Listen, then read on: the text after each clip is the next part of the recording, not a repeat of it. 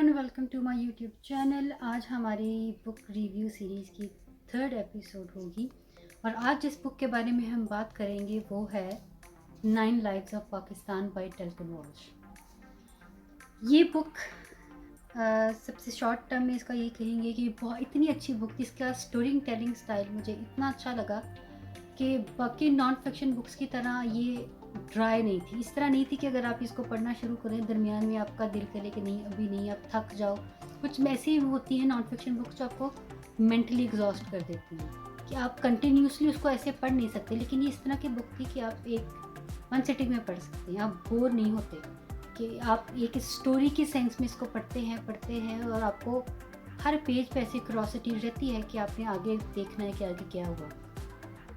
और ये जो हमारा राइटर है डेल्टन वॉल्श, ये 10 साल पाकिस्तान में गार्डियंस और द न्यूयॉर्क पोस्ट के लिए एज अ जर्नलिस्ट काम करता रहा है। इसलिए जो कुछ इसने जो इन लोगों के बारे में लिखा है ये इसके इनके साथ पर्सनल मीटिंग्स पे या पर्सनल एक्सपीरियंस पे बेस्ड जो इसने रिपोर्टिंग की है ये उस पर बेस्ड है।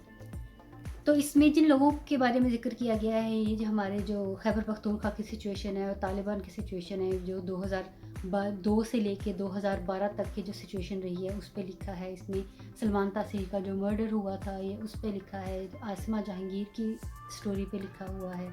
जो गाजी लाल मस्जिद का जो वाक़या हुआ था उसमें जो गाजी अब्दुल रशीद था उसकी लाइफ पे लिखा हुआ कि क्या क्या रीज़न थे, क्या क्या हुआ था। उसके बाद ये जिन्ना के बारे में लिखा है। जिन्ना और जो नेहरू का रिलेशनशिप रहा है, नेहरू की जो कंट्रीब्यूशन रही है इंडिया और पाकिस्तान के टाइम पे उसके ऊपर है। और जो एक जो चौधरी असलम था हमारे पास उसकी लाइफ पर बेस्ड है ये।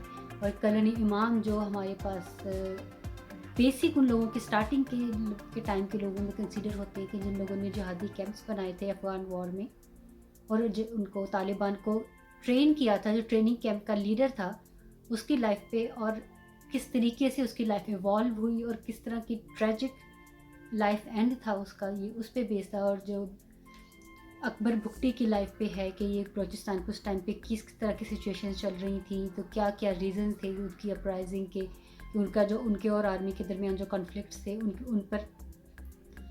सारी बुक बहुत अच्छी है, लेकिन उसमें से कुछ चैप्टर्स, कुछ कोट्स लोगों के वो मैं यहाँ आपके साथ शेयर करूँगी जो मुझे बहुत अच्छे लगे। इसमें आसमा जहांगीर वाला द फैबुलस सेनोरिटा वो चैप्टर, एक कलन ईमान वाला। और टू बी ऑनेस्ट मुझे इस बुक से पहले कलन ईमान के बारे में नहीं पता था, लेकिन जब मैंने उनकी स्टोरी का पढ़ा है तो मुझे ये पर्सनल लेवल पे दुख हुआ है कि एक इंसान जो इतनी पीक पर गया, जिन लोगों को उसने खुद ट्रेन किया, क्रिएट किया, तो उसी लाइन से रिलेटेड लोग उसकी मौत का रीज़न बने। उन्हीं लोगों के हाथों वो इस सिचुएशन में मरा, एक मिजरेबल टाइम पे वो मारा गया उसको, कि इस चीज़ को नहीं कंसीडर किया गया कि वो इंसान है जिसने उस टाइम पर भी तालिबान को सपोर्ट किया, जो उस टाइम पर भी तालिबान की तारीफ़ें करता था कि जब सारी दुनिया तालिबान के अगेंस्ट हो गई थी। तो ये कलन इमाम वाला चैप्टर और फिर एसएसपी चौधरी असलम वाला, वो मुझे इस तरह से भी पसंद है कि मैंने पर्सनली भी उनकी लाइफ के बारे में उनसे पहले भी पढ़ा हुआ है। जो मेरे फेवरेट ऑथर है उमर शाहिद आमिद, उनकी भी एक बुक है, क्योंकि वो भी इस वक्त कराची में बेस्ड है। तो चौधरी असलम भी कराची में बेस्ड थे, तो उन्होंने उनकी लाइफ पे बेस्ड ऑब्वियसली फ़िक्शन बना के नाम चेंज करके बुक लिखी है द प्रिजनर। तो वो मेरी फेवरेट बुक है।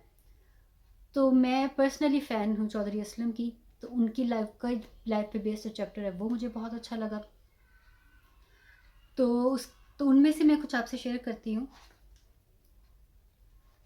अच्छा, एक जो नई बात मुझे पहले पता चली, नॉर्मल जो हमेशा सुनते हैं ना पाकिस्तान का मतलब प्योर लैंड ऑफ प्योर, वो चीज़ समझ जाती, लेकिन जो जिस आइडिया की बेस पे पाकिस्तान का नाम रखा था चौधरी रहमत अली ने, तो वो ये है कि चौधरी रहमत अली जो कैम्ब्रिज के स्टूडेंट थे उन्होंने इस बेस पे रखा है कि पाकिस्तान की जितनी कॉन्स्टिट्यूंट पार्ट्स होंगे उन पर पाकिस्तान का नाम रखा जाएगा।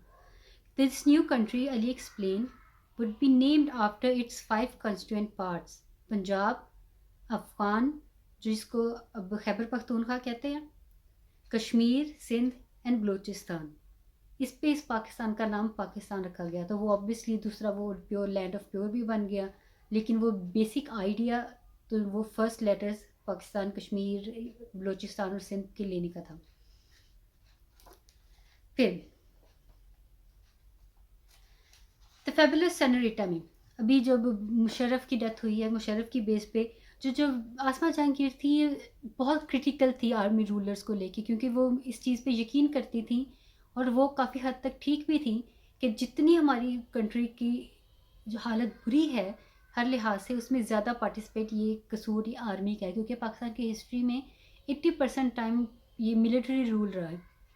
तो she used to call them useless duffers, क्योंकि वो पॉलिटिकली नहीं सोच सकते, वो हमेशा वॉर के सेंस में हर चीज़ को देखते हैं, वॉर के सेंस में हर चीज़ को सोचते हैं और वैसे ही डिसीजंस लेते हैं कि कुछ भी हो बस वॉर के लिए तैयार हो। जो पीसफुल डिसीजन पीसफुल सॉल्यूशंस की तरफ नहीं वो जाते। जैसे उससे अगर परवेज़ मुशर्रफ के बारे में पूछा गया था तो उसने कहा था, he is just a ruthless bully who believes his own lies.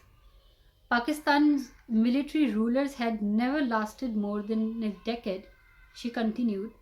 Musharraf was simply approaching his expiry date. तो उससे जब इससे पूछा क्या, had he not done some good? Then she replied, he had, and a modest increase in the number of female parliamentarians, reforms that enfranchised religious minorities, and softened the country's notoriously anti-women laws. तो इस वो कुछ काम ऐसे उसने किए थे कि उसके बेस पे उसने एक्सेप्ट किया इस चीज़ को। ये नहीं कि वो 100% क्रिटिकल थी, अगर कुछ अच्छी चीज़ थी उसको एक्सेप्ट करती थी, लेकिन उसका जवाब भी उसने इस सेंस में दिया, even Hitler made very good roads, that doesn't mean his system was the right one.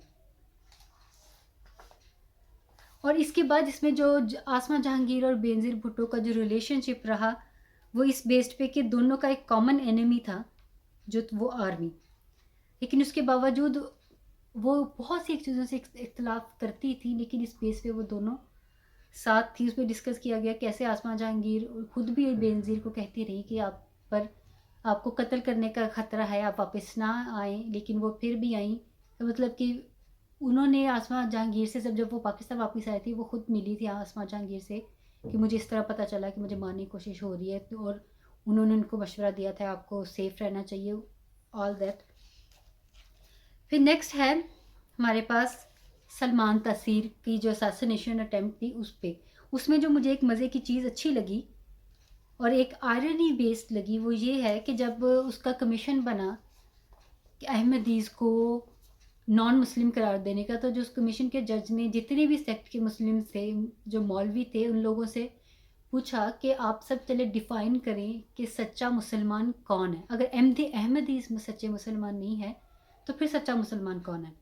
तो सब ने अपनी अपनी डेफिनेशन दी, लेकिन कोई सब किसी एक पॉइंट पे अग्री नहीं कर सके कि हाँ फिक्स्ड ये चीज़ सच्चा मुसलमान है। तो जज ने ये आयरनी पॉइंट आउट करने की कोशिश की कि हम किसी को काफिर कहने के लिए बहुत एक्टिव हैं, लेकिन फिर हम जो खुद को मुसलमान कह रहे हैं उसमें भी हमारे पास कोई ऐसा कॉमन पॉइंट नहीं है जिस पे हम कह सकें कि हाँ ये सब मिलके ये सब मुसलमान हैं। जो मुसलमान कह भी रहे हैं उनमें भी इतने इख्तलाफ है कि वो भी एक दूसरे को कह रहे हैं कि तुम ठीक नहीं हो, तुम ठीक नहीं हो।